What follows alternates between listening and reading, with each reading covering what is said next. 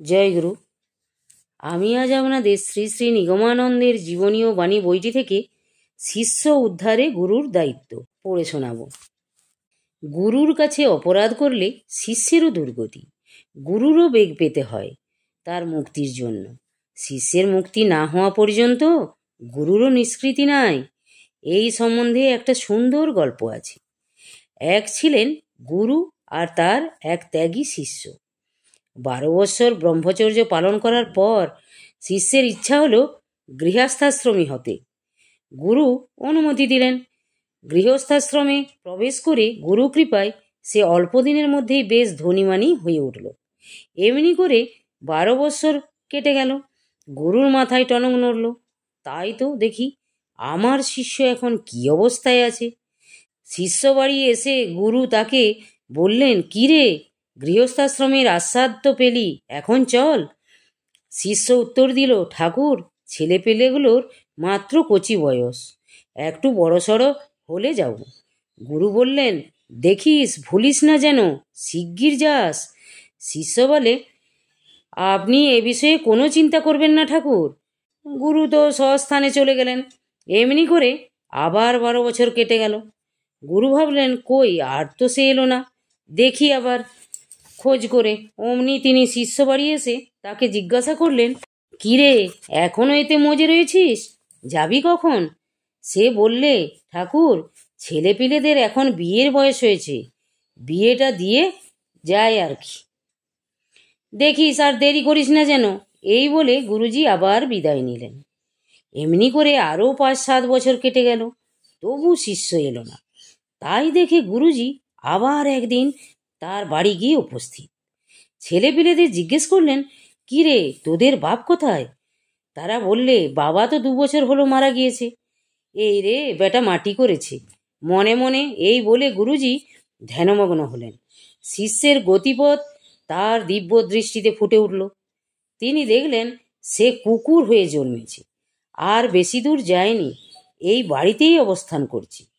অমনি কুকুরটাকে গোপনে ডেকে বললেন, কি রে, মানুষ ছিলি, কুকুর হলি, দেরি করলে আরো কত দুর্দশায় পড়তে হবে কে জানে, এখনো ভালোই ভালোই ফিরে চল। সে বললে, ঠাকুর, আমার কি সে কথা মনে নাই, আমি যে তোমার ব্রহ্মচারী শিষ্য, সে কথা আমার খুব মনে আছে। এই ছেলেপিলেগুলো একেবারে অপদার্থ, রাত্রিতে মরার মতো ঘুমোয়, চোর ডাকাত ঢুকলে কোনো খেয়ালই থাকে না, তাই কুকুর হয়ে ওদের বাড়ি পাহারা দিচ্ছি, শিগগির চলে আসিস কিন্তু। এই বলে গুরু সেখান হতে বিদায় হলেন। এমনি করে আরও কয়েক বছর কেটে গেল। হঠাৎ একদিন গুরুজি শিষ্য বাড়ি এসে হাজির। তাল্লাশ করে কুকুরটাকে আর দেখতে না পেয়ে ছেলেদের জিজ্ঞেস করলেন, কি রে বাছারা, তোদের বাড়িতে যে একটা কুকুর ছিল, সেটা কোথায়? তারা বললে, ঠাকুরমশাই, সেটা তো কিছুদিন হলো মারা গেছে। এই রে বেটা আবার মাটি করেছে। এই বলে তিনি এবারও ধ্যানমগ্ন হলেন। এবার দেখলেন যে সে এই বাড়িতে সাপ হয়ে সিন্দুক পাহারা দিচ্ছে। অমনি সেখানে গিয়ে তাকে ডেকে বললেন, কি রে বেটা, মানুষ ছিলি, কুকুর হলি, তারপর সাপ হলি, আরও কত কি হবি, এখনো চল, এখনো সময় আছে। এতদিনের পর এত পরিবর্তনের মধ্যে দিয়ে আসতে তার পূর্বস্মৃতি ক্রমে হ্রাস পেয়ে আসছিল। পূর্বের কথা আর তেমনভাবে উদ্দীপ্ত ছিল না। তাই সে ফোঁস করে ফোঁনা দুলিয়ে বলে উঠল, আরও কি আমি যাই? গুরু বেগতিক দেখে ছেলেদের ডেকে বললেন, বাছারা, তোমরা আমার শিষ্যপুত্র, সুতরাং আমার স্নেহের পাত্র, তোমাদের যাতে মঙ্গল হয় তা করার আমার কর্তব্য। বর্তমানে তোমাদের জীবন মরণ সমস্যা উপস্থিত, তোমরা সসর্প গৃহে বাস করছো। বিষধর সর্প কোন দিন কাকে দংশন করে ঠিক নাই, কাজেই শিগগির তাকে মেরে ফেলার ব্যবস্থা করো। কোথায় আছে ঠাকুরমশাই? এই তোমাদের সিন্দুকের পেছনের গর্তটাতে। অমনি ছেলেরা গিয়ে মাটি খুঁড়ে সাপটাকে বের করে খুব করে পিটতে শুরু করলে।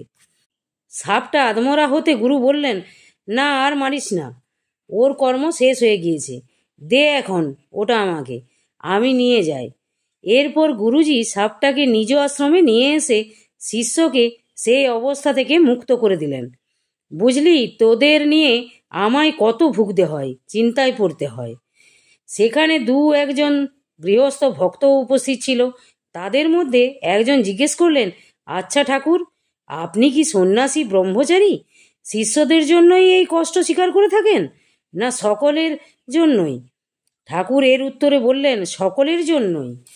তবে এদের জন্য বেশি, কারণ এরা ঘর বাড়ি বাপ মা সব ছেড়ে ছুড়ে আমার আশ্রয়ে নিয়েছে। কাজেই এদের যাতে শীঘ্র হয় তার ব্যবস্থা করতে হবে। আর তোমরা স্ত্রী পুত্র নিয়ে সংসারে বেশ আছো, তোমাদের 2 দিন পরে হলেও চলবে। আজ এই পর্যন্তই। পরবর্তী অংশ পরের ভিডিওতে দেখতে পাবেন। যদি আপনাদের ভালো লেগে থাকে তাহলে চ্যানেলটিকে সাবস্ক্রাইব করবেন, লাইক করবেন, কমেন্ট করবেন এবং শেয়ার করে সাথে থাকবেন। জয় গুরু।